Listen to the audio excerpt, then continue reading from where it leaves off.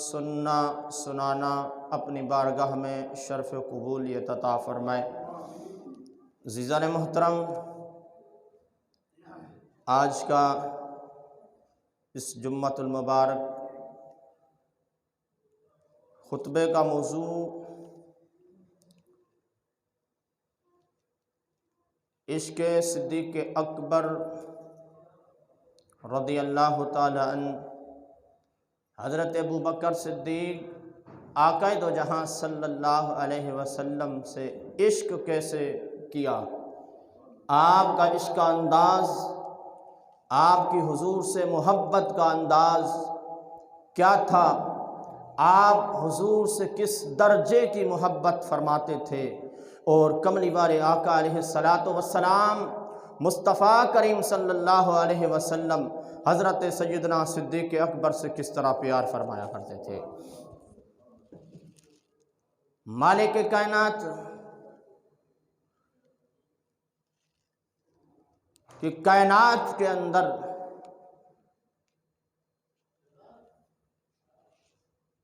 حضرت سیدنا صدیق اکبر کو جو مالک نے انبیاء کے بعد جس شخصیت کو، جس ذات قدسی کو عظمت اور مقام عطا فرمایا، انبیاء کے بعد اگر کائنات کے اندر خلق انسانی میں، انسان کی تخلیق میں، پوری انسانیت کے اندر انبیاء کے بعد اگر مالک نے کسی کو مرتبہ اور مقام عطا فرمایا ہے تو وہ سیدنا صدیق اکبر رضی اللہ تعالیٰ عنہ ہے۔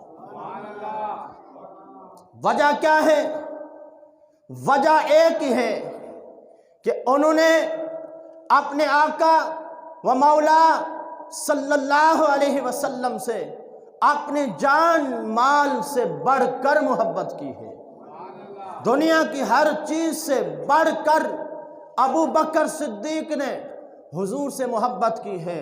یہ اس محبت رسول کا یہ نتیجہ ہے کہ کملی والے آقا علیہ السلام کے اس غلام کو، سیدنا صدیق اکبر کو، میرے سرکار نے فرمایا افضل البشر بعد الانبیاء، کہ اگر انبیاء کے بعد کسی بندے کا اللہ اور رسول کے ہاں مرتبہ اور مقام ہے تو وہ صدیق اکبر رضی اللہ تعالیٰ عنہ، وہ صدیق اکبر رضی اللہ تعالیٰ عنہ۔ آپ کو یہ شان، یہ عظمت کس طرح عطا ہوئی؟ آپ سرکار کی بارگاہ میں اتنے مقبول کیسے ہوئے؟ اس کی ایک ہی وجہ ہے کہ وہ وہی کہ اپنا تن من دھن سب کچھ لٹا کر مصطفیٰ کے قدموں پر نچھاور کر دیا، حضور کی عزت اور عظمت پر قربان ہو گئے۔ مالک کائنات نے پھر یہ شان عطا فرمائی، اور حضرت سیدنا صدیق اکبر یہ واحد حضور کے غلام ہیں، حضور کے صحابی ہیں کہ جن کے والد گرامی بھی حضور کے صحابی، خود بھی حضور کے صحابی، بیٹے بھی حضور کے صحابی، پوتے بھی حضور کے صحابی، 4 نسلیں مسلسل ابو بکر صدیق کی، آپ کو یہ شرف حاصل ہے کہ آپ کی 4 نسلیں مسلسل میرے کملی والے کی غلام تھی، حضور کے صحابہ تھے، صحابیت کا شرف حاصل کیا، اور یہ بھی اگر کسی کو مقام ملا تو وہ بھی سیدنا صدیق اکبر رضی اللہ تعالیٰ عنہ۔ محبت سے کہیں سبحان اللہ۔ اور شان حضرت ابو بکر صدیق ہر وقت مصطفیٰ علیہ السلام پر قربان ہونے کو تیار رہتے تھے، ہر وقت آقا دو جہاں صلی اللہ علیہ وسلم کی عزت اور عظمت پر پہرا دینے کے لیے تیار رہتے، اور ایسی شجاعت عطا فرمائی رب نے، ایسی شجاعت عطا فرمائی۔ پھر صدیق اکبر نے اس شجاعت کا مظاہرہ بھی کیا، کئی مقامات پر آپ نے مظاہرہ کیا۔ جب آپ صرف 39 لوگ مسلمان ہوئے تھے۔ مکہ پاک میں 39 لوگ مسلمان ہوئے، بعض روایت کے نزدیک 38 لوگ مسلمان ہوئے، اور آپ کی شجاعت، ہمت اور سرکار پر قربان ہونے کی یہ دلیل دیکھیے، یہ چاہت دیکھیے، یہ آپ صلی اللہ علیہ وسلم پر قربان ہونے کی تمنا اور جرت دیکھیے کہ آیا کہ 38 سے 39 مسلمان ہوئے، کوئی بڑی تعداد نہیں تھی۔ پورا عالم کفر اسلام کے خلاف کھڑا تھا۔ اس وقت بھی سیدنا صدیق اکبر رضی اللہ تعالی عنہ نے یہ جرت کا مظاہرہ کرتے ہوئے آنے والی امت مصطفیٰ کو یہ سبق دیا ہے کہ لوگوں، اگر تعداد کم ہو تو تم نے غیرت کا مظاہرہ کرنا ہے۔ تعداد سامنے مسلمانوں کے خلاف دشمنان اسلام پورا عالم کفر کھڑا ہو تو تم نے مصلیت کا شکار نہیں ہونا ہے۔ تم نے یہ نہیں سوچنا کہ جناب والا ابھی تو ہماری تعداد ہی کیا ہے، ابھی تو ہمارے پاس لوگ نہیں ہیں، ابھی تو ہماری حکومت نہیں ہے۔ نہیں، بلکہ جب عزت رسول کی بات آ جائے، حکومتیں کسی کی ہوں، اقتدار کسی کا ہو، مصطفیٰ علیہ الصلوۃ والسلام کی عزت کے لیے کھڑے ہو جانا ہے۔ محبت سے کہیے سبحان اللہ۔ حضور کی پھر آپ نے کس انداز سے حضور سے محبت کی، آپ کی توجہ ہے، اور اس محبت کو مالک کائنات نے اس محبت کے صدقے ابو بکر صدیق کو یہ شان اور عظمت عطا فرمائی ہے۔ قرآن پاک میں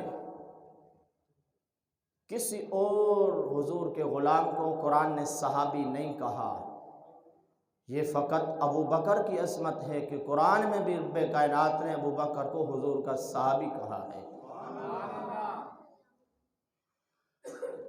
مالک کائنات پروردگار عالم قرآن پاک کے اندر سورۃ توبہ میں ارشاد فرماتا ہے ثانی اثنین اذ ہما فی الغار، لوگوں دونوں میں سے دوسرا، وہ دونوں میں سے دوسرا کون ہے؟ یہ دونوں ہیں کون سی ذاتیں ہیں؟ ایک ذات کو کملی والے مصطفیٰ کریم صلی اللہ علیہ وسلم کہتے ہیں، محمد مصطفیٰ احمد مجتبیٰ صلی اللہ علیہ وسلم کہا جاتا ہے۔ دوسری ذات جو ہے مصطفیٰ علیہ السلام پر جو ہر وقت قربان ہونے کو تیار رہتی تھی، اس کو ابو بکر صدیق کہتے ہیں۔ جب آپ غار ثور کے اندر مصطفیٰ علیہ السلام کو اپنی گود کے اندر لٹائے ہوئے بیٹھے تھے، میرے سرکار آپ کی گود میں آرام فرما رہے تھے، ادھر کفار مشرکین پیچھا کرتے کرتے اس غار تک پہنچے، اس غار کے دروازے پر پہنچے، غار کے کنارے پر کھڑے ہوئے ہیں۔ کفار مشرکین حیران ہیں، پریشان ہیں، یار سمجھ نہیں آتی۔ جب مکہ سے چلے تھے تو 2 قدموں کے نشان تھے، 2 آدمی کے قدموں کے نشان ہیں، چلتے چلتے پھر ایک ہو گیا ہے، پھر یہاں ایک بھی نہیں ہے، یہ بندے گئے تو گئے کہاں ہیں؟ مالک کائنات نے اپنی حبیب کی عظمت پر پہرا دینے کے لیے مالک کائنات نے کبوتری کو بھیجا، اس غار کے منہ کے اوپر جالا تان لیا، جالا تاننے کی ثواب، جالا تاننے کی جزا کیا عطا فرمائی ہے؟ محدثین مفسرین تاریخ والے لکھتے ہیں اس جالا جس کبوتری نے انڈے دیے تھے، جس مکڑی نے جالا بنایا تھا، اس کبوتری کو شان یہ عطا فرمائی آج تک، بلکہ قیامت تک روزہ رسول صلی اللہ علیہ وسلم پر جو کبوتر جو ہر وقت سرکار کے نغمے گاتے گنگنا رہے ہیں، یہ اسی کبوتری کی نسل سے ہے۔ او یار جرا سرکار دو عالم صلی اللہ علیہ وسلم کے عظمت پر قربان ہو جائے، جو سرکار دو عالم صلی اللہ علیہ وسلم کے عزت پر قربان ہو جائے، چاہے وہ انسان ہو یا جانور یا پرندہ ہو، مالک ان کو بھی بے آسرا نہیں چھوڑتا، ان کو بھی نواز دیتا ہے، ان کو بھی نواز دیتا ہے۔ جب سیدنا صدیق اکبر رضی اللہ تعالیٰ عنہ، آپ رضی اللہ تعالیٰ عنہ سرکار کو گود میں لے کر بیٹھے ہوئے، ابو بکر صدیق اب کفار مشرکین کی آوازیں بھی سن رہے ہیں، میرے سرکار فرماتے ہیں ابو بکر پریشان کیوں ہو؟ اذ یقول لصاحبہ لا تحزن ان اللہ معنا، اے ابو بکر پریشان ہو، تمہارا رب بھی تمہارے ساتھ ہے۔ अबू बकर तुम अकेले नहीं हो, तुम तन्हा नहीं हो, तुम्हारा रब भी तुम्हारे साथ है, तुम्हारे मालिक कायनात के हबीब वो भी तुम्हारे साथ हैं, गमगीन होने की ज़रूरत नहीं है। सैयदना सिद्दीक़ अकबर रज़ियल्लाहु ताला अन्हु लोग कहते हैं जनाबे वाला मेरे सरकार के चाहने से कुछ नहीं होता, हुजूर के चाहने से कुछ नहीं होता। उठा कर पढ़िए तारीख की किताब, सीरत की किताब उठा कर पढ़िए। हज़रत सैयदना सिद्दीक़ अकबर को जब प्यास लगती है, गार के अंदर बैठे हुए 3 दिन 3 रातें काट रहे हैं, अंदाज ये है यार गार यार मुस्तफ़ा, यार मुस्तफ़ा यार गार अबू बकर सिद्दीक की गोद में है। अबू बकर सिद्दीक सरकार को लोरियां दे रहे हैं, मेरे सरकार आराम फरमा रहे हैं। सरकार आराम फरमाते फरमाते अबू बकर सिद्दीक ने अर्ज़ की कमली वाले आ, गार के अंदर हैं, खाने पीने को कुछ नहीं, हुजूर बड़ी प्यास लगी है, कुछ पीना चाहता हूँ। मेरे सरकार ने गार के दहाने नजर फरमाई। सरकार ने फरमाया अबू बकर आगे चला जा, इस गार के अंदर तुम्हें पीने को पानी मिल जाएगा, पानी मिल जाएगा। अबू बकर सिद्दीक फरमाते हैं मैं आगे गया, आगे जाकर देखा कि क्या अंदाज है, क्या नज़ारे हैं। फरमाते हैं मैंने देखा कि वहाँ नहर दूध की जारी है, शहद और दूध की नहर जारी है। मैंने वहाँ जाकर शराब होकर दूध पिया, वापस आया, अर्ज़ की कमली वाले हुजूर वहाँ तो दूध की नहरें हैं। मेरे सरकार ने फरमाया अबू बकर है किसके साथ, सफ़र किसके साथ कर रहा है? हौज़ कौसर का मालिक तेरे साथ हो, फिर प्यास मोहब्बत से कहिए सुभान अल्लाह। ये शुजाअत अबू बकर सिद्दीक रज़ियल्लाहु ताला आपको मर्तबा और मकाम कैसे मिला, किस तरह मिला, ये हुजूर पर कुर्बान होने की जज़ा थी। हर वक़्त मुस्तफ़ा अलैहिस्सलातु वस्सलाम के इज़्ज़त पर पहरा देने की जज़ा थी कि अबू बकर सिद्दीक रज़ियल्लाहु ताला हुजूर से मोहब्बत इस तरह करते हैं। हमें भी चाहिए कि अबू बकर सिद्दीक की तरह मोहब्बत करें। मालिक हमें भी वही जज्बा अता फरमाए। हम हुजूर के इज़्ज़त के लिए जब बात हो तो मसलिहत का शिकार ना हो जाएं। हम ये ना कहें कि जनाबे वाला हालात बड़े ख़तरनाक हैं। ये अबू बकर सिद्दीक ने बताया कि हालात कैसे भी हों, तुम हुजूर की इज़्ज़त पर उस वक़्त जब हालात ख़राब हों हुजूर की इज़्ज़त पर खड़े हो जाना। मालिक देखो कैसे अज़मतें अता करता है। मोहब्बत से कहिए सुभान अल्लाह, मोहब्बत से कहिए सुभान अल्लाह। हज़रत सैयदना सिद्दीक़ अकबर रज़ियल्लाहु ताला अन्हु 38 मुसलमान हुए या 39 मुसलमान, अर्ज़ करते हैं कमली वाले जब हम हक पर हैं, आप अल्लाह के रसूल हैं, आका मुझे इजाज़त दो मैं आपके लिए खुतबा इरशाद करता हूँ, मैं खुतबा देता हूँ, मैं कुफ़ार मुशरिकीन को दावत इस्लाम देता हूँ। मेरे सरकार दो आलम सल्लल्लाहु अलैहि वसल्लम ने जब इजाज़त अता फरमाई, अब मेरे सरकार ने ये नहीं फरमाया अबू बकर यार हालात बड़े संगीन हैं, आप किस दौर में इस्लाम की बात कर रहे हो, इस्लाम को तक़वियत आने दो, इस्लाम के पास पावर आने दो। अर्ज करते हैं लजपाल नबी जब आप ही हमारे साथ हो तो इससे बढ़कर इस्लाम की पावर क्या हो सकती है? हुजूर इससे बढ़कर इस्लाम की पावर क्या हो सकती है? अब हज़रत सैयदना सिद्दीक़ अकबर रज़ियल्लाहु ताला अन्हु चूँकि पूरा आलम कुफ्र खिलाफ खड़ा था, किसी मसलियत का शिकार नहीं हुए, लोगों को अमन का दर्स देना शुरू नहीं किया कि लोगों देखो देखो अभी तो हालात बड़े नासाज हैं, अभी हालात बड़े पुरफितन हैं, अभी जनाबे वाला इस्लाम के अंदर इतने लोग भी नहीं हैं, हमारे पास ताकत भी नहीं है, हमारे पास कोई इक़्तिदार भी नहीं है, लोगों अभी सब्र कर जाओ, हम थोड़े बंदे जमा कर लें फिर तुम्हें इस्लाम की दावत देंगे। नाना रिवायत पाक में आता है, बुखारी शरीफ के अंदर हदीस पाक मौजूद है, सरकार दो आलम सल्लल्लाहु अलैहि वसल्लम के गुलाम खड़े हो जाते हैं हतीम खाना काबा के अंदर, आप ऐलान फरमाते हैं, दावत इस्लाम देते हैं, कुफार मुशरिकीन टूट पड़ते हैं, आप टूट पड़ते हैं, तशद्दुद करते हैं, इतना तशद्दुद करते हैं, रिवायत में आता है आपका चेहरा मुबारक सूज जाता है, नाक मुबारक सूज जाती है, जब आप बेहोश हो जाते हैं آپ کے قبیلے والے آپ کو اٹھا کر لے جاتے ہیں، قربان جائیے ابو بکر تیری عشق پر، تیری عظمت پر، تیرے محبت رسول پر۔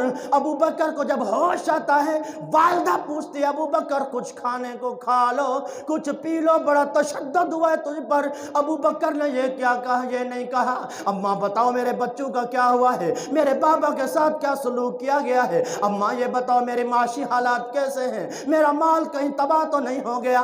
نانا ابو بکر صدیق نے اس وقت یہ الفاظ جملہ ادا فرما کر آنے والی امت مصطفیٰ کو پیغام دیا ہے، لوگوں جب حضور کی عزت کے لیے آواز اٹھا دو، جب تم کلمہ مصطفیٰ کا پڑھ لو، پھر مال کی پرواہ نہ کرنا، پھر عزت کی پرواہ نہ کرنا، جان اور اولاد کی پرواہ نہ کرنا۔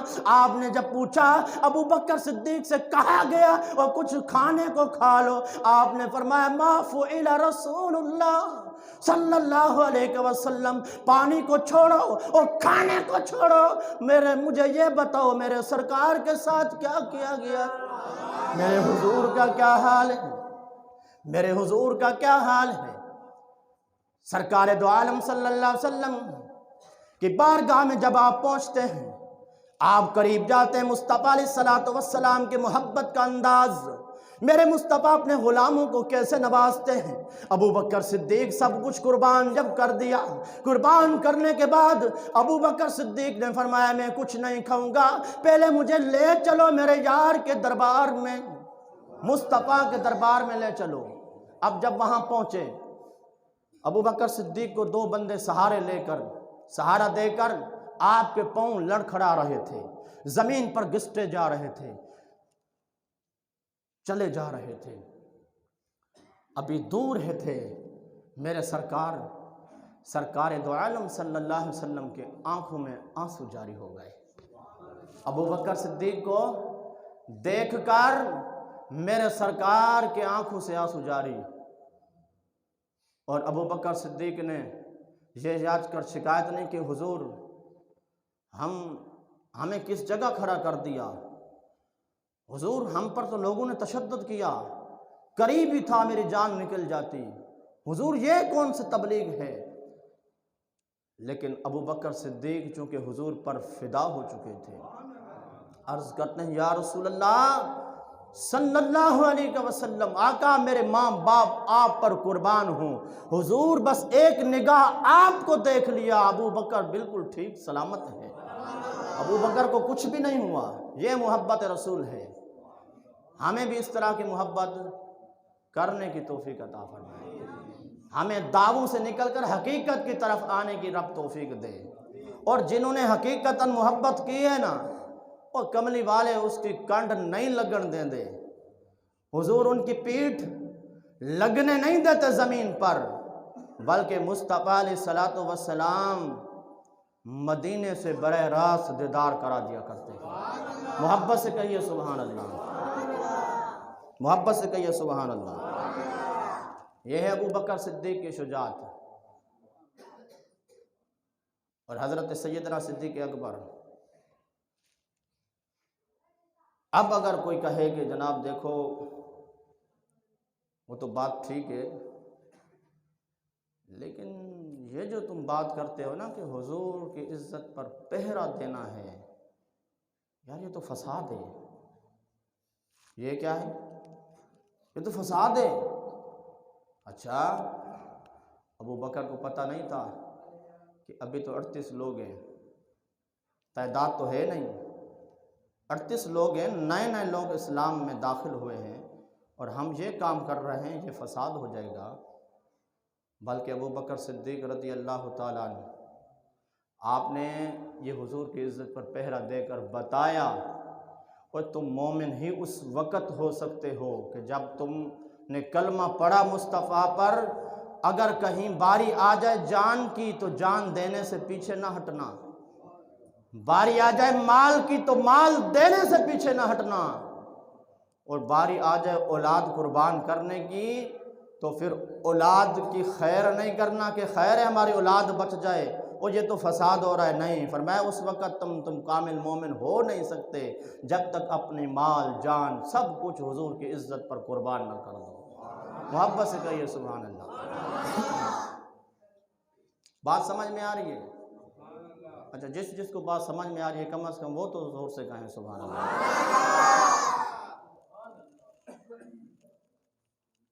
شان صدیق اکبر، ابو بکر صدیق نے حضور سے کس درجے کی محبت کی ہے۔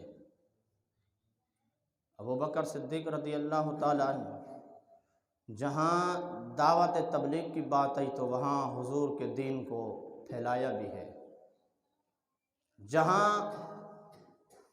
امن و امان کی بات تھی تو سرکار کہ اس غلام نے وہاں امن سے بات بھی کی ہے، اور جہاں دشمنان اسلام نے یہ سمجھ کر کہ یہ تعداد میں کم ہیں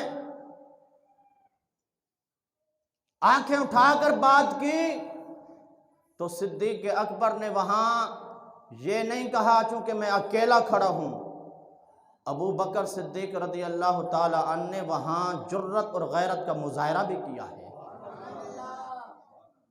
حقیقت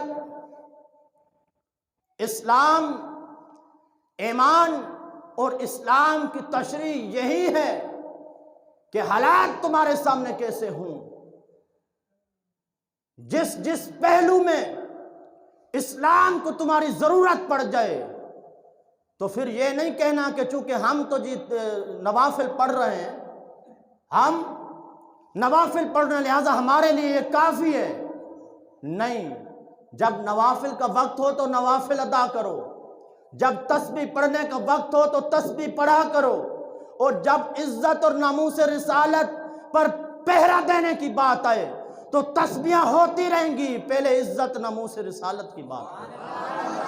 اور ہماری تسبیحاں جب ہی ہوگی نا جب عزت رسول پر پہرا ہوگا، حضور کی عزت محفوظ ہوگی، تو پھر عزت ناموس رسالت پر پہرا دینے کے بعد تم بیٹھ کر تسبیح پڑھو، پھر دیکھنا تسبیح کا مزہ کیسا آتا ہے۔ محبت سے کہیں سبحان اللہ، محبت سے کہیں سبحان اللہ۔ اچھا، ابو بکر صدیق نے صرف جہاد ہی نہیں کیا، صدیق اکبر رضی اللہ تعالیٰ عنہ نے عبادت بھی کی ہے۔ ابو بکر صدیق نے تنہائی میں نوافل بھی ادا کیے ہیں، دعائیں بھی کی ہیں، اور دعا بھی ایسی تھی، یہ دعا نہیں ہوتی تھی کہ مجھے بنگلہ مل جائے، مجھے پلاٹ مل جائے، میری لاٹری کھل جائے تو میں یہ کر لوں، بلکہ آپ کی دعا تھی کہ یا اللہ ابو بکر کی آنکھیں ہوں، تیرے یار مصطفیٰ کا چہرہ ہو، ابو بکر دیکھتا ہی رہ جائے۔ محبت سے کہیں سبحان اللہ۔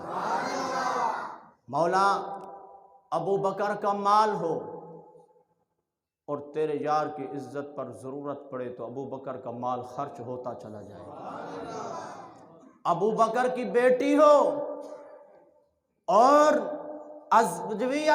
زوجیت مصطفیٰ میں ہو، حضور یہ باتیں مجھے بڑی پسند ہیں، یہ تین چیزیں مجھے بہت پسند ہیں، مولا میرا مال ہو تو مصطفیٰ کی عزت پر خرچ ہو، میری جان ہو تو مصطفیٰ کی عزت پر خرچ ہو، مجھے جو آنکھیں دی ہیں میرے آنکھوں کی پلکیں اور کہیں نہ چپکیں، بلکہ جب بھی نگاہ اٹھے سامنے مصطفیٰ کا چہرہ ہو۔ محبت سے کہیں سبحان اللہ، محبت سے کہہ دو سبحان اللہ۔ ٹائم انشاءاللہ بہت قریب ہے۔ صدیق اکبر رضی اللہ تعالیٰ عنہ، آپ کی شان، حضرت ابو درداء رضی اللہ تعالیٰ عنہ، بخاری شریف کے اندر حدیث پاک موجود، حضرت ابو درداء رضی اللہ تعالیٰ عنہ فرماتے ہیں آقا دو جہاں صلی اللہ علیہ وسلم کی بارگاہ میں بیٹھا ہوں، میں سرکار کی بارگاہ میں بیٹھا ہوں، اتنے میں سرکار دو عالم صلی اللہ علیہ وسلم کے وہ نور نظر، وہ جانشین مصطفیٰ سیدنا صدیق اکبر رضی اللہ تعالیٰ عنہ آپ تشریف لاتے ہیں، آپ سرکار کی بارگاہ میں حاضر ہوتے ہیں۔ آپ فرماتے ہیں ابو بکر صدیق نے اپنے تہمت کو اٹھا رکھا تھا، یہاں تک کہ گھٹنے آپ کے نظر آ رہے تھے، گھٹنوں تک آپ نے اوپر اٹھایا ہوا تھا۔ میرے سرکار فرمانے لگے اے ابو درداء دیکھ رہے ہو تمہارے ساتھی لگتے ہیں آج کسی سے لڑ کے آ رہے ہیں، अबू बकर सिद्दीक पहुंचते हैं, अर्ज करते हैं कमली वाले आका मेरी और उमर के साथ कुछ तल्ख कलामी हो गई, कोई गुफ्तगू ऐसी हो गई हुजूर, उमर नाराज हो गए हैं। सरकार मैंने माफ़ी मांगी है, उमर माफ़ नहीं कर रहे।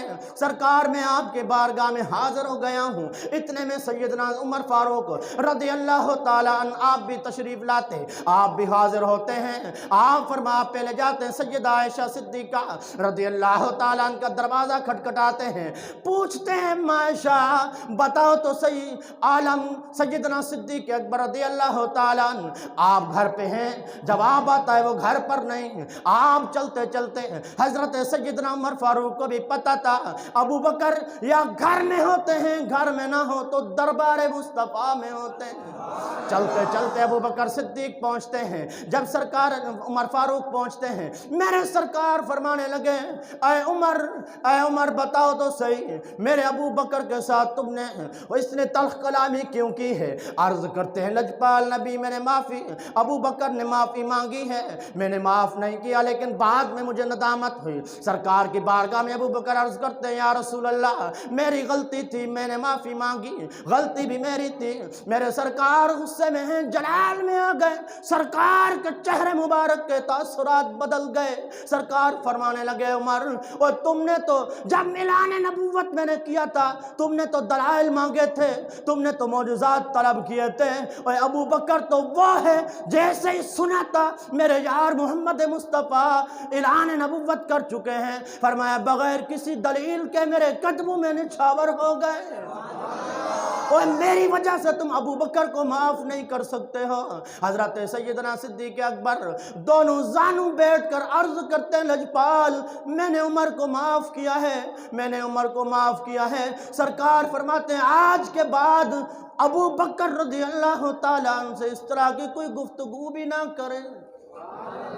यह है अबू बकर सिद्दीक। मोहब्बत से कहें सुभान अल्लाह, मोहब्बत से कहें सुभान अल्लाह।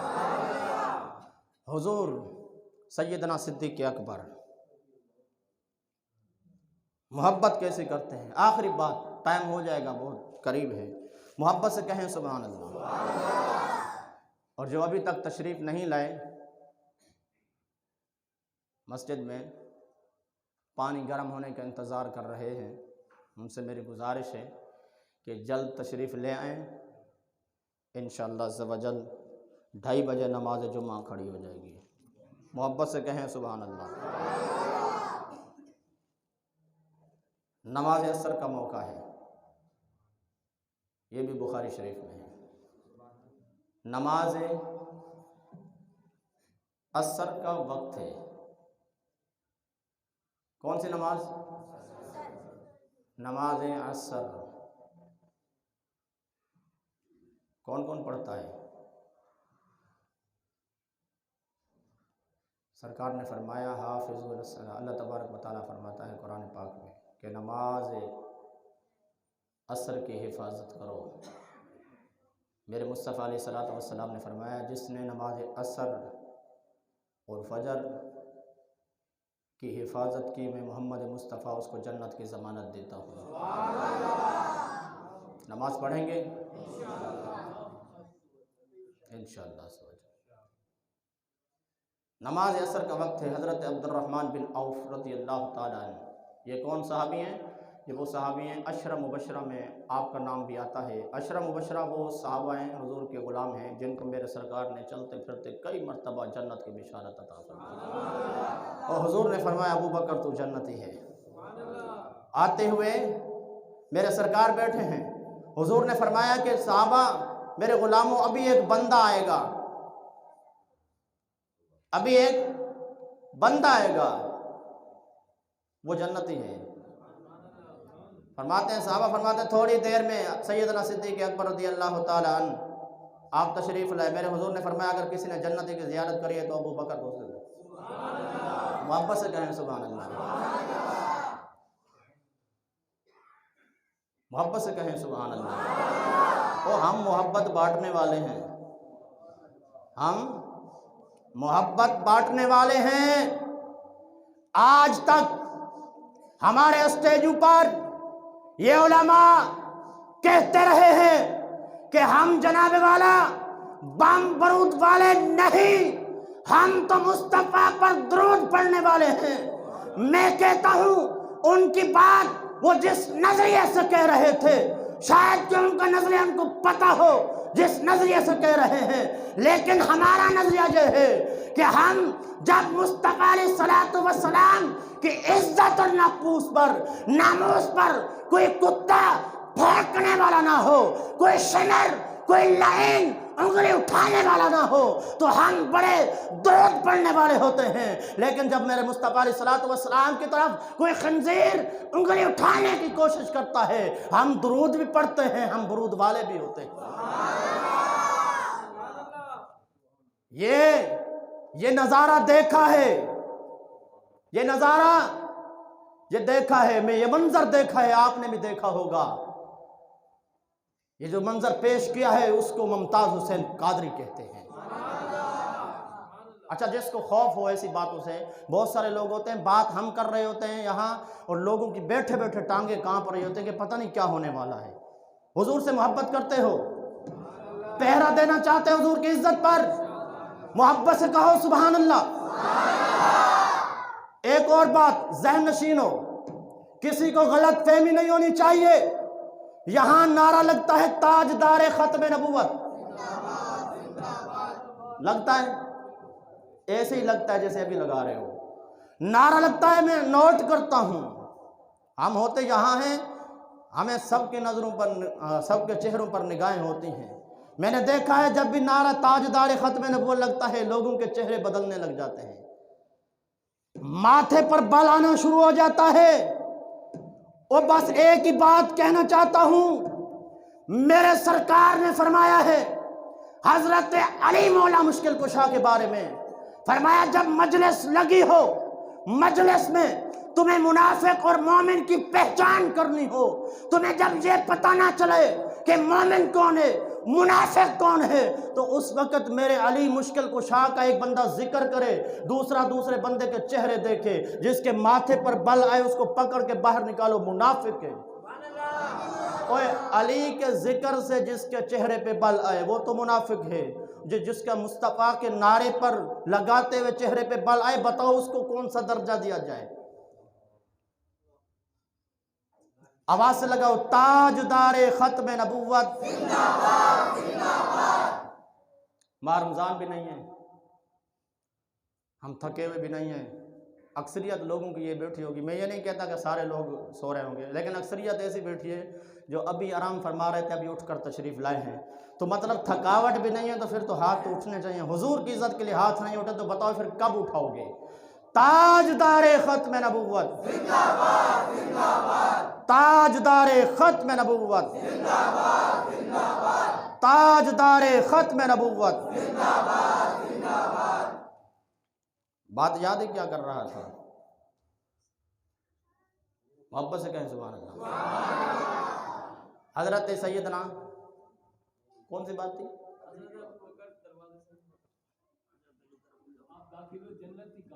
سبحان اللہ، محبت سے کہیں سبحان اللہ۔ جنتی ہیں، یہ تو ابو بکر صدیق کی عظمت، اب مال کیسے خرچ کرتے ہیں مصطفیٰ کی عظمت پر۔ آخری بات، اس کے بعد انشاءاللہ یہ مختصر بات ہوگی، ٹائم اوپر ہو جائے گا۔ جنگ تبوک کا موقع کہہ دو جہاں صلی اللہ علیہ وسلم میرے سرکار اعلان فرماتے ہیں مجاہدین، آج مجاہد کا نام سنتے لوگ بڑے پریشان ہو جاتے ہیں کہ یہ آج اس دور میں جہاد کی بات کرتے ہیں۔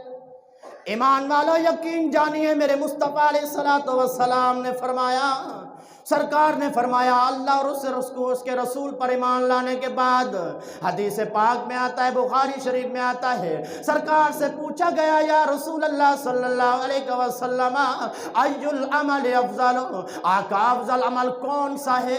میرے سرکار نے فرمایا فقال ایمان باللہ ورسولہ، اللہ اس کے رسول پر ایمان لانے کے بعد عرض کی گئی قیل ثم ماذا یا رسول اللہ، آقا ایمان لانے کے بعد پھر کیا عمل کرے؟ میرے سرکار نے فرمایا فقال الجہاد فی سبیل اللہ، اللہ کے راہ میں جہاد کرنا۔ قرآن پاک بھی فرماتا ہے سورۃ جناب والا توبہ کے اندر، سورۃ توبہ کے اندر اللہ رب العزت فرماتا ہے ان اللہ اشتری من المؤمنین انفسهم بان لهم الجنہ، بے شک تمہارے رب نے تمہاری جانیں خرید لی۔ مولا عوض میں کیا دیا ہے؟ بدلے میں ہمیں کیا دیا ہے؟ جانیں جو تم نے خریدی، رب فرماتا ہے بدلے میں ہم نے تمہیں جنت کا مالک بنا دیا۔ بدلے میں کیا دیا؟ جنت کا مالک۔ اچھا، ایک طرف جہاد ہو، حضور کی عزت کی بات ہو، حضور کی ناموس کی بات ہو، اعلان بھی یہ ہو کہ جو حضور کی عظمت پر کٹ گیا تو سمجھو اس کی جنت پکی ہے۔ تو کون ہے ایسا بے وقوف جو جنت نہیں خریدے گا؟ ہر عاشق کی طلب یہی ہے، ہر عاشق کی طلب یہی ہوتی ہے کہ میری جب گردن کٹے، میری روح نکلے تو سامنے گنبد خضرا ہو، اور گنبد خضرا کے مکی بھی یہی بتا رہے ہیں، گنبد خضرا کے مکی کے مالک بھی یہی بتا رہے ہیں اور تمہیں اگر تمہارے پاس اتنا وقت تمہیں نہیں ملا کہ تم جہاد مجاہدے کر کے، مراقبے کر کے، تسبیح اور نوافل پڑھ کے وہ منصب، وہ مقام عطا کر لو کہ اللہ تمہیں ولایت کا منصب دے دے، اگر تم یہ نہیں کر سکتے طریقہ ہم بتاتے ہیں۔ تم عالم بھی نہیں ہو اور تم سادات بھی نہیں ہو، تم نے چلے بھی نہیں کاٹے، تم نے اتنی تسبیح بھی نہیں پڑھی، بس ایک طریقہ بتاتے ہیں، مولا بتا وہ کون ہے، کون سا ہے کہ ہم راتوں رات تیرے درویش، تیرے ولی بن جائیں، تیری بارگاہ میں مقبولیت کی سند مل جائے۔ رب فرماتا ہے وَكَأَيٍّ مِّن نَبِيٍّ قَاتَلَهُ مَعَهُ رِبِّيُّونَ كَثِيرٌ، اور اگر بننا چاہتے ہو کہ ایک گھڑی میں تم ایک گنہگار ہو، ایک گھڑی میں تمہارے پاس عبادت نہ ہو، ایک گھڑی میں تم نے حج بھی نہ کیا ہو، ایک گھڑی میں تم قرآن کے قاری بھی نہ بن سکے ہو، تو پھر میرے یار کی عزت پر کٹ مرو۔ کٹنا تمہارا کام ہے، درویشی کی سند ہم جاری کر دیں۔ محبت سے کہنے سے